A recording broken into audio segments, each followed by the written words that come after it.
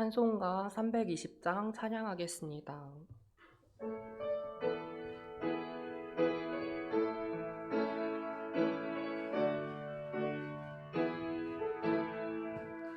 나를 일꾼 삼으신 주 크신 능력 주시고 언제든지 주 뜻대로 사용하여 주소서. 내게 부어 주시려고 은혜 예비하신 주의 은혜 채워주사 능력 있게 하소서. 나를 일꾼 삼으신 주 크신 능력 주시고 언제든지 주 뜻대로 사용하여 주소서. 죄의 짐을 풀어주신 주의 능력 그도다. 나를 피로 사신 예수 내 맘속에 오소서. 나를 일꾼 삼으신 주 크신 능력 주시고 언제든지 주 뜻대로 사용하여 주소서.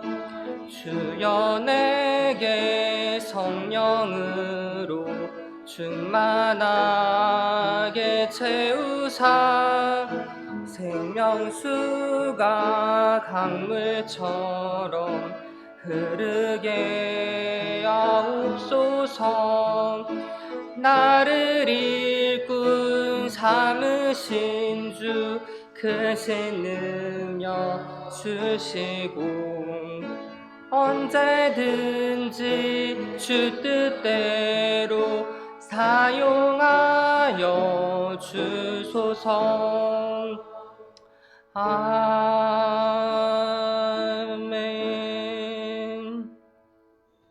다 함께 신앙 고백하심으로 수요일 새벽 예배 드리겠습니다. 전능하사 천지를 만드신 하나님 아버지를 내가 믿사오며 그 외아들 우리 주 예수 그리스도를 믿사오니 이는 성령으로 잉태하사 동정녀 마리아에게서 나시고 본디오 빌라도에게 고난을 받으사 십자가에 못 박혀 죽으시고 장사한 지 사흘 만에 죽은 자 가운데서 다시 살아나시며 하늘에 오르사 전능하신 하나님 우편에 앉아 계시다가 저리로서 산 자와 죽은 자를 심판하러 오시리라. 성령을 믿사오며 거룩한 공회와 성도가 서로 교통하는 것과 죄를 사하여 주시는 것과 몸이 다시 사는 것과 영원히 사는 것을 믿사옵나이다. 아멘. 오늘 우리에게 주신 하나님의 말씀은 신명기 25장 1절에서 19절의 말씀입니다. 구약성경 300페이지 신명기 25장 1절에서 19절 말씀입니다.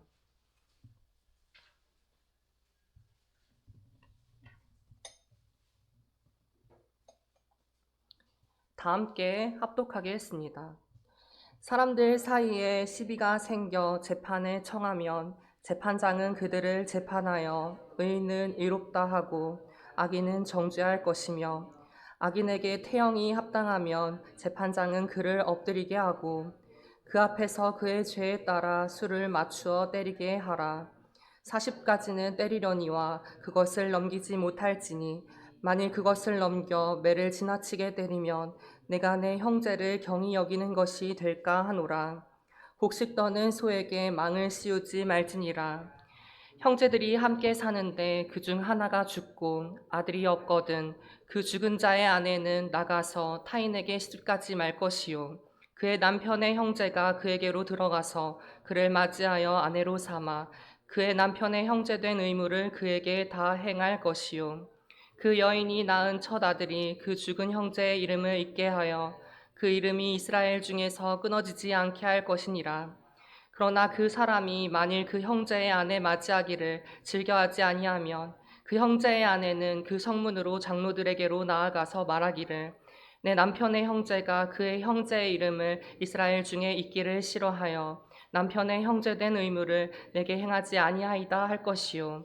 그 성읍 장로들은 그를 불러다가 말할 것이며 그가 이미 정한 뜻대로 말하기를 내가 그 여자를 맞이하기를 즐거워하지 아니하노라 하면 그의 형제의 아내가 장로들 앞에서 그에게 나아가서 그의 발에서 신을 벗기고 그의 얼굴에 침을 뱉으며 이르기를 그의 형제의 집을 세우기를 즐겨 아니하는 자에게는 이같이 할 것이라 하고 이스라엘 중에서 그의 이름을 신벗김 받은 자의 집이라 부를 것이니라. 두 사람이 서로 싸울 때에 한 사람의 아내가 그 치는 자의 손에서 그의 남편을 구하려 하여 가까이 가서 손을 벌려 그 사람의 음낭을 잡거든 너는 그 여인의 손을 찍어버릴 것이고 내 눈이 그를 불쌍히 여기지 말지니라. 너는 내 주머니에 두 종류의 저울추 곧 큰 것과 작은 것을 넣지 말 것이며 내 집에 두 종류의 곧 큰 것과 작은 것을 두지 말 것이요. 오직 온전하고 공정한 저울추를 두며 온전하고 공정한 되를 둘 것이라. 그리하면 내 하나님 여호와께서 내게 주시는 땅에서 내 날이 길리라. 이런 일들을 행하는 모든 자, 악행을 하는 모든 자는 내 하나님 여호와께 가증하니라. 너희는 애굽에서 나오는 길에 아말렉이 내게 행한 일을 기억하라. 곧 그들이 너를 길에서 만나 내가 피곤할 때에 내 뒤에 떨어진 약한 자들을 쳤고 하나님을 두려워하지 아니하였느니라.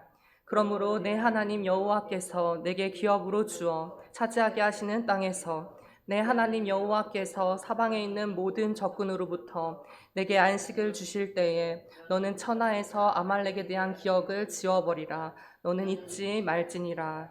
아멘. 기도하고 말씀을 나누도록 하겠습니다.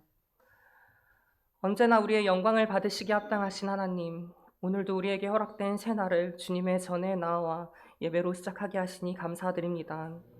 이 시간 우리의 마음을 열어주셔서 하나님의 음성을 듣게 하시고 나의 생각과 뜻보다 크신 하나님의 뜻을 깨달을 수 있는 귀한 은혜의 시간을 허락하여 주시옵소서. 부족하고 연약한 죄인이 주님 앞에 섰습니다.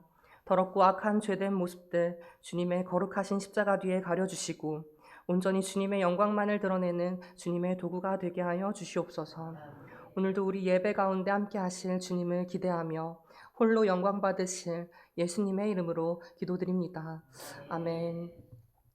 오늘도 이 새벽에 깨어 귀한 예배의 자리로 나오신 성도님들을 주님의 이름으로 사랑합니다.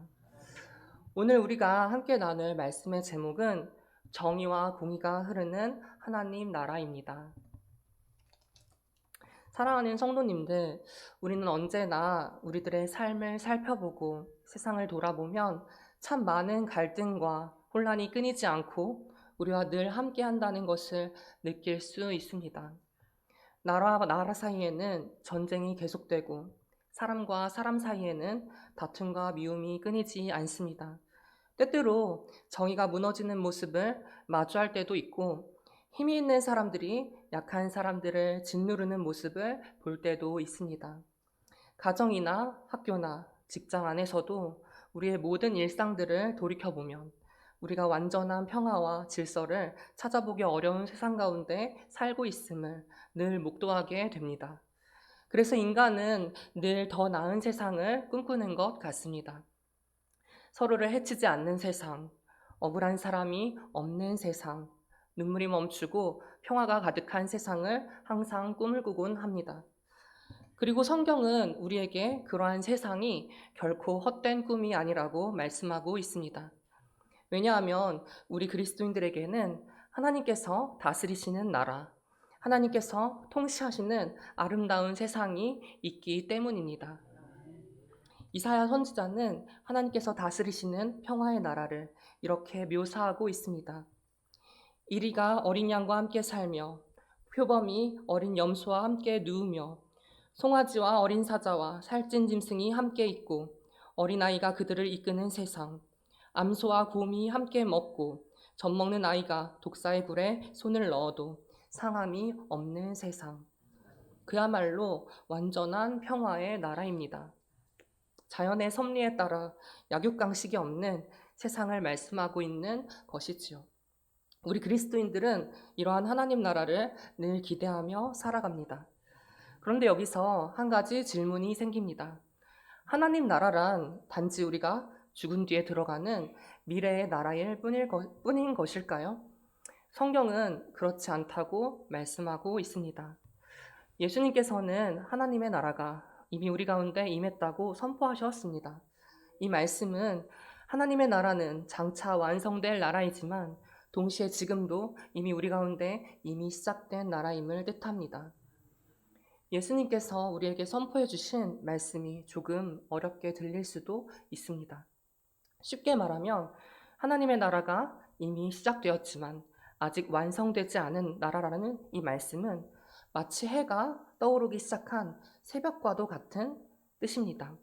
새벽이 되면 아직 한낮처럼 밝지는 않지만 이미 어둠은 물러가기 시작했고 태양은 떠올랐음을 우리는 알 수 있습니다. 새벽 시간은 완전한 아침이 아직 오진 않았지만 아침이 분명히 시작된 것이라는 뜻이죠. 하나님 나라도 마찬가지입니다. 예수님께서 이 땅에 오심으로 하나님의 나라는 이미 시작되었습니다. 그러나 아직 죄와 고통과 죽음이 완전히 사라지지는 않았기 때문에 그래서 인간은 여전히 눈물을 흘리고 아파하며 살아가고 있는 것입니다. 하지만 언젠가 주님께서 다시 오시는 날 하나님의 나라는 완전히 이루어질 것입니다. 그러므로 우리는 완성될 하나님 나라를 기다리면서도 한편으로는 지금 이 땅 가운데서 하나님 나라의 백성답게 살아가야 하는 것입니다. 무엇보다 우리 그리스도인들은 하나님을 왕으로 모시고 살아가기 때문에 삶의 모든 자리에서 하나님 나라의 모습이 더더욱 드러나야 하는 것입니다. 우리의 가정이, 우리의 직장이, 우리의 교회가, 우리의 삶의 모든 자리가 하나님께서 다스리시는 작은 하나님의 나라가 되어야 한다는 것입니다.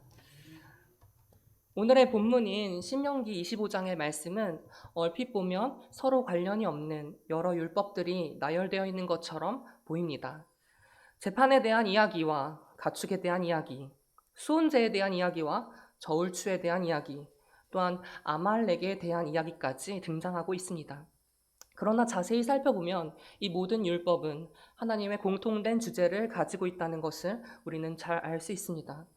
그것은 하나님께서 힘 있는 자가 약한 자를 함부로 대하지 못하는 사회를 원하신다는 것입니다.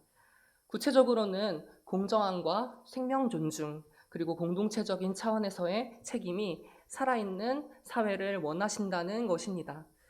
오늘 우리는 신명기 25장을 통해서 하나님께서 다스리시는 나라가 과연 어떤 나라인지 함께 살펴보고자 합니다. 먼저 본문 1절에서 3절까지의 말씀은 공정한 재판에 대한 말씀입니다. 이 부분을 살펴보면 하나님께서 다스리시는 사회, 이스라엘 공동체 내에서는 의인과 악인이 공존했었다는 것을 잘 알 수 있습니다. 우리 1절의 말씀을 다시 한번 읽어보도록 하겠습니다. 시작. 사람들 사이에 시비가 생겨 재판을 청하면 재판장은 그들을 재판하며 의인은 의롭다 하고 악인은 정죄할 것이며. 아멘.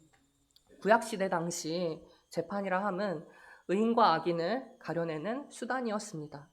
그래서 재판관은 올바른 재판을 통해 의인은 의롭다 판결하고 악인은 악하다라고 판단함으로써 구약시대 당시 사회의 질서를 바로잡을 책임이 있었습니다. 여러분, 하나님 나라는 질서의 나라입니다. 태초에 하나님께서 세상을 창조하시기 이전에 창세기는 기록하고 있기를 땅이 혼돈하고 공허했다라고 합니다. 이 혼돈 가운데서 하나님께서는 질서를 바로 세우신 것이지요. 하나님께서는 하나님의 백성 가운데 올바른 질서가 있기를 원하셨습니다.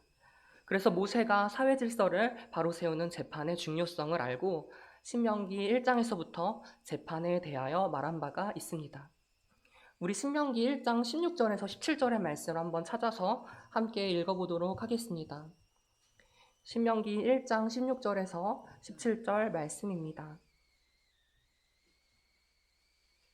읽어보겠습니다. 내가 그때에 너희의 재판장들에게 명하여 이르기를 너희가 너희의 형제 중에서 송사를 들을 때에 쌍방간에 공정히 판결할 것이며 그들 중에 있는 타국인에게도 그리할 것이라. 재판은 하나님께 속한 것인즉 너희는 재판할 때에 외모를 보지 말고 귀천을 차별 없이 듣고 사람의 낯을 두려워하지 말 것이며 스스로 결단하기 어려운 일이 있거든 내게로 돌리라. 내가 드리리라 하였고. 아멘. 이처럼 재판은 하나님께 속한 것이므로 반드시 공정과 차별 없이 이루어져야 했습니다. 그리고 이런 재판의 시작은 의인은 의롭다 하고 악인은 악하다라고 판결을 내리는 데부터 시작했습니다. 무엇보다 성경은 악인에게는 그가 저지른 죄에 합당한 처벌을 내려야 한다라는 말씀을 하고 있습니다. 오늘 본문 신명기 25장 2절의 후반절 말씀을 살펴보니 그의 죄에 따라 수를 맞추어 때리게 하라라고 기록되어 있습니다. 이 또한 하나님의 정의가 반영된 처벌이었습니다. 처벌 또한 공정한 것이 하나님의 다스리시는 나라임을 우리에게 분명히 알려주고 있는 것입니다. 악인이 죄인에 대해서 너무 가벼운 처벌을 받는 것도 아니고 지은 죄보다 더 무거운 처벌을 받는 것도 올바른 방법이 아니었습니다. 모세는 본문 3절 말씀에 이르러서는 다음과 같이 말씀하고 있습니다. 40가지는 때리려니와 그것을 넘기지 못할지니 만일 그것을 넘겨 매를 지나치게 때리면 내가 내 형제를 경히 여기는 것이 될까 하노라. 아멘. 이와 비슷하게 고린도 후서에서도 사도 바울 동안 유대인들에게 40에 하나 감한매를 5번이나 맞았다라고 기록되어져 있는 것을 우리는 찾아볼 수 있습니다. 성경에 이렇게까지 구체적인 매의 횟수에 대한 이야기가 기록되어져 있는 것은 그 당시 악인이 죄를 범하였을지라도 무차별적인 폭력으로 인해서 죽음에 이르게 되는 것을 방지하기 위함이었음을 드러냅니다. 그리고 3절의 본문 말씀은 악인을 변함없이 내 형제라고 표현함으로써 매를 맞은 그가 악인으로 판결받았음에도 여전히 형제라는 사실을 잃어버리지 않도록 하고 있습니다. 이처럼 하나님의 나라는 죄에 대해서 그 대가를 분명히 치르게 하는 공의의 나라이지만 사람의 생명에 대해서는 소중히 여기는 나라입니다. 하나님께서는 죄를 가볍게 여기지 않으십니다. 그러나 죄인을 함부로 파괴하시는 분도 아니십니다. 징계 속에서도 인간의 존엄성을 지켜주시는 분이 바로 하나님이시라는 것입니다. 그렇기에 죄는 미워하되 사람의 생명만큼은 소중히 여길 수 있는 우리 그리스도인들이 되어야 할 것입니다. 이어서 4절의 말씀을 우리 한번 함께 읽어보도록 하겠습니다. 시작. 곡식 떠는 소에게 망을 씌우지 말지니라. 아멘. 이 말씀은 가축 농사 짓는 일에 가축을 부릴 수는 있지만 학대해서는 안 된다라고 말씀하고 있는 것입니다.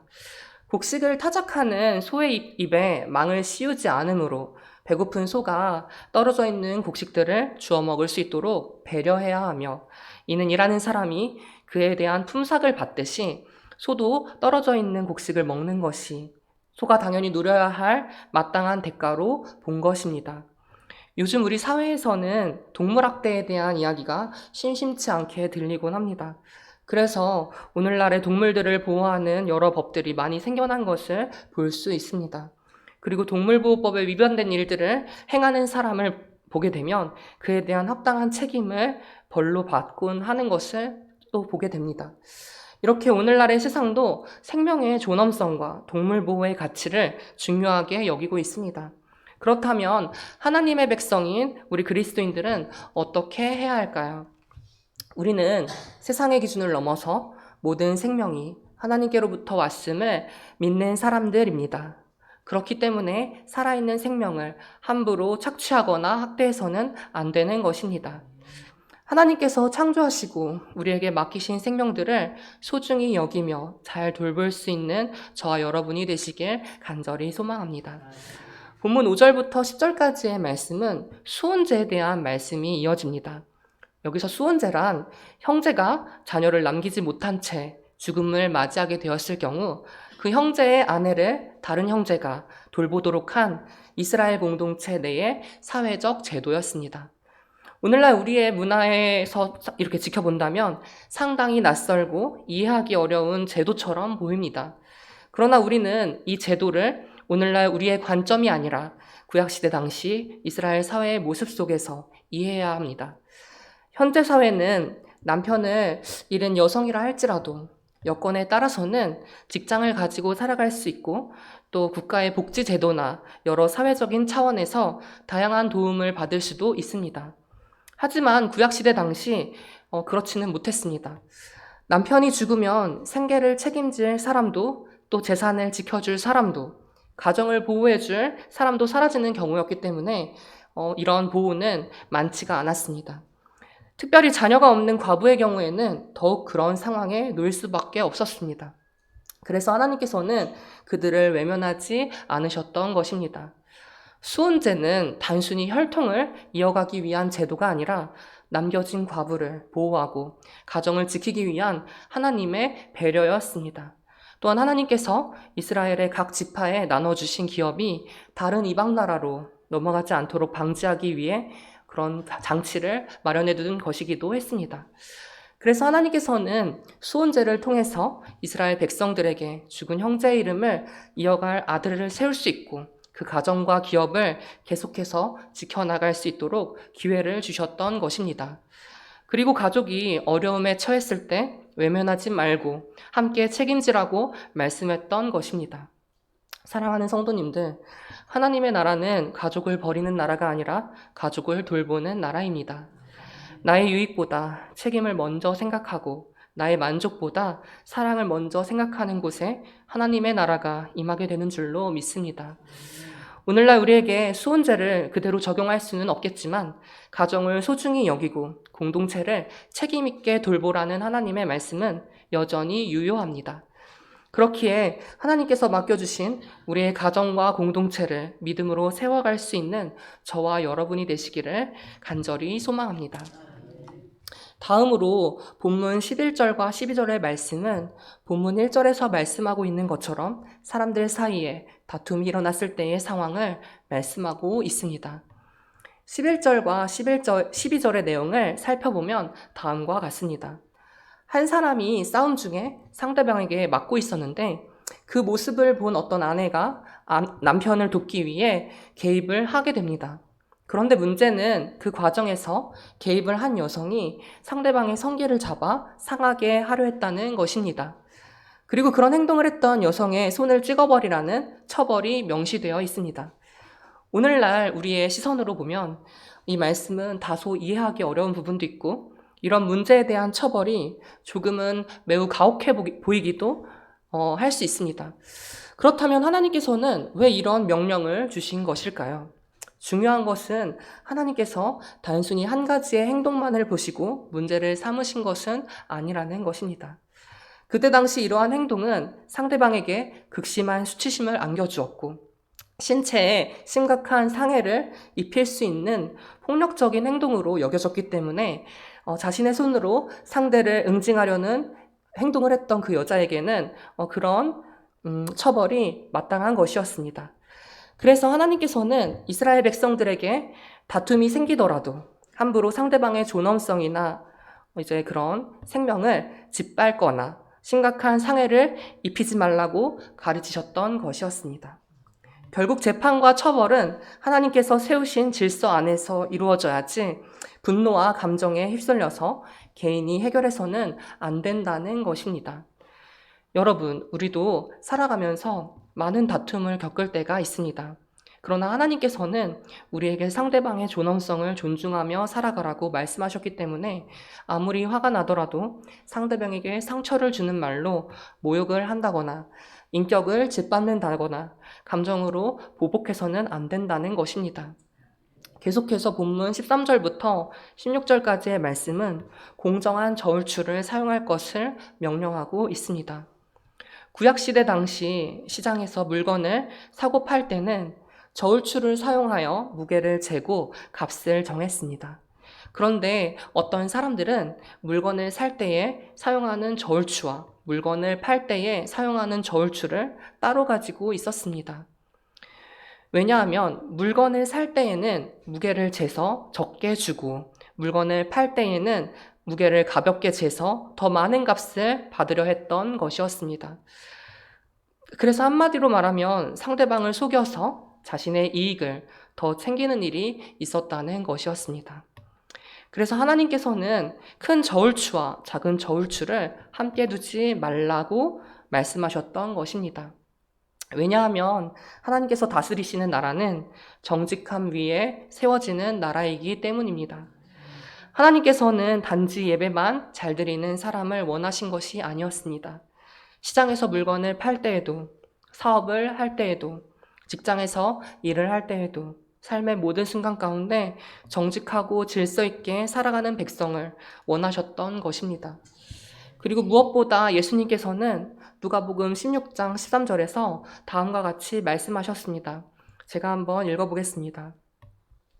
집 하인이 두 주인을 섬길 수 없나니 혹 이를 미워하고 저를 사랑하거나 혹 이를 중히 여기고 저를 경히 여길 것임이니라.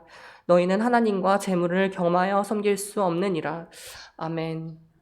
이 말씀은 돈 자체가 문제가 아니라 돈이 내 삶의 주인이 되어버리는 것을 경계하게끔 깨달음을 주는 말씀으로 우리에게 너무 잘 알려져 있는 말씀이죠. 사랑하는 성도님들, 하나님께서 다스리시는 나라는 정직함 위에 세워져 있는 나라입니다. 눈에 보이는 이익보다 하나님을 더 두려워하고 만몬보다 하나님을 더 사랑하며 온전히 하나님 한 분만을 경외하며 살아갈 수 있는 저와 여러분이 되시길 간절히 소망합니다. 신명기 25장의 마지막은 아말렉을 진멸하라는 말씀으로 마무리됩니다. 아말렉 민족은 이스라엘 백성들이 애굽에서 나온 후에 광야를 지날 때 공격했었던 민족입니다. 그런데 아말렉 민족은 단순히 전쟁을 했다는데 그 문제가 있진 않습니다. 전쟁을 하더라도 보통의 군사들과 맞서 싸우는 경우가 많은데 아말렉 민족은 비겁하고 잔인하게 가장 약한 사람들을 잡아서 먼저 공격했습니다. 공격의 대상은 대부분 노인들이나 여성들, 신체의 연약함을 안고 있는 장애인들이나 병자들, 혹은 어린아이들과 같은 사회적 약자들이었습니다. 강한 사람과 정정당당하게 맞선 것이 아니라 힘없는 사람들을 괴롭히고 짓밟았던 것이었습니다. 그래서 본문 18절 하반절의 말씀은 아말렉 민족에 대해서 이렇게 평가하고 있습니다. 그들이 하나님을 두려워하지 아니하였느니라. 아멘. 왜 하나님께서는 아말렉을 향해서 이렇게 말씀하셨던 것이었을까요? 하나님께서는 사회적 약자를 어떻게 대해야 되는지를 통해 그 사람의 믿음을 보시는 분이시기 때문입니다. 하나님을 사랑한다고 말하면서 약한 사람을 함부로 대할 수는 없습니다. 하나님을 경외한다고 말하면서 힘없는 사람을 무시할 수는 없습니다. 왜냐하면 약자를 대하는 그러한 태도 속에 그 사람이 하나님을 얼마나 두려워하는지가 다 드러나기 때문이죠. 그래서 하나님의 나라의 백성인 그리스도인들은 강한 사람에게 잘하는 사람이 아니라 약한 사람을 품는 사람이 되어야 하는 것입니다. 성경은 하나님을 이렇게 소개하고 있습니다. 상한 갈대를 꺾지 아니하시며 꺼져가는 등불을 끄지 아니하시는 하나님. 하나님께서 우리를 그렇게 대해 주셨기 때문에 우리도 다른 사람들을 그렇게 대해야 하는 것입니다. 사랑하는 성도님들, 오늘 우리는 신명기 25장의 말씀을 통해서 하나님께서 다스리시는 나라의 모습을 살펴볼 수 있었습니다. 하나님께서 다스리시는 나라는 힘있는 사람이 원하는 대로 살아가는 나라가 아닙니다. 하나님의 정의와 공의가 흐르는 나라입니다. 의인은 의롭다 하고 악인은 악하다 하는 나라, 약자가 보호받는 나라, 생명이 존중받는 나라, 정직과 책임이 역동하는 나라입니다. 오늘 본문에 등장하는 여러 가지 율법들과 마지막 아말렉 민족에 대한 말씀은 결국 모두 하나의 사실을 보여주고 있습니다. 바로 하나님께서 정의와 공의가 흐르는 공동체를 원하신다는 것입니다. 그런데 우리는 때때로 정의보다 유익을 선택하고 공의보다 편리함을 선택하며 하나님의 뜻보다 내 욕심을 앞세우며 살아갈 때가 많습니다. 그러나 예수님께서는 이 땅에 오셔서 하나님의 나라를 보여주셨습니다. 예수님께서는 힘 있는 자들의 편에 서기보다 약한 자들의 친구가 되어주셨고 죄인을 정죄하기보다 용서하여 주셨으며 십자가 위에서 기꺼이 자신의 생명을 내어주심으로 하나님의 사랑과 공의를 완성하셨습니다. 그래서 그리스도인들은 단순히 교회에 다니는 것에만 그치면 안 되는 것입니다.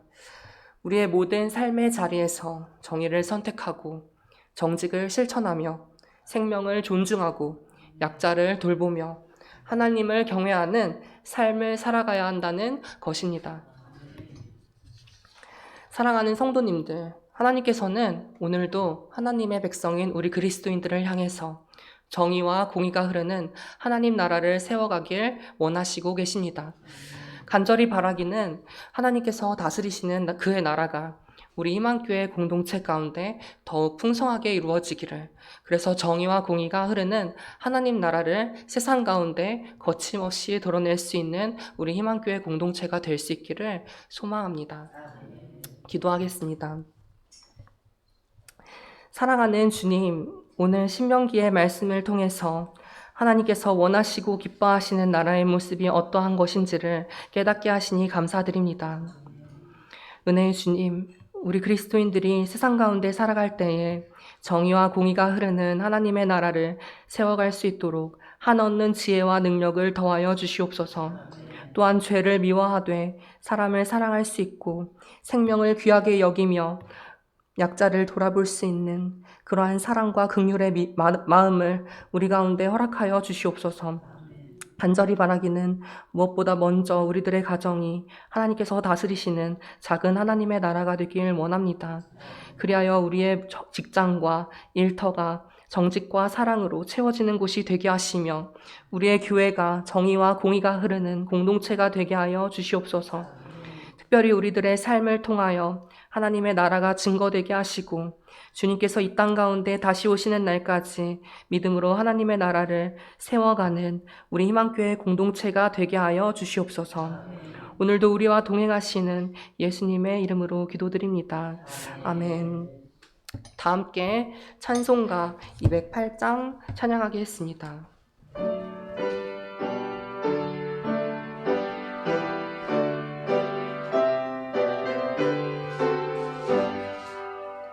내 주의 나라와 주 계신 성전과 피 흘려 사신 교회를 늘 사랑합니다. 내 주의 교회는 천성과 같아서 눈동자같이 아끼사 늘 보호하시네. 이 교회 위하여 눈물과 기도로 내 생명 다하기까지 늘 봉사합니다. 성도의 교제와 교회의 위로와 구주와 맺은 언약을 늘 기뻐합니다. 하늘의 영광과 베푸신 은혜가 진리와 함께 영원히 시온에 넘치네. 아멘.